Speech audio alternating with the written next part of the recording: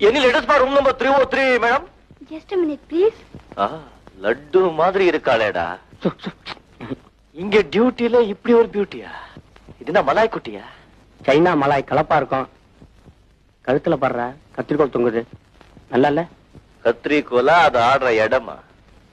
டே விஷு, இப்போ எனக்கு என்ன பண்ணணும் தெரியுமா?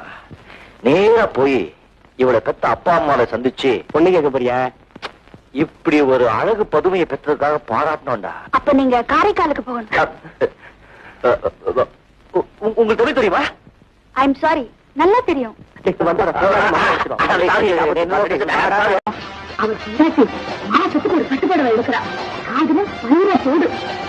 அவன் பொண்டாட்டி ஊர்ல 10 பேர்கிட்ட போறான். நீ போறியா?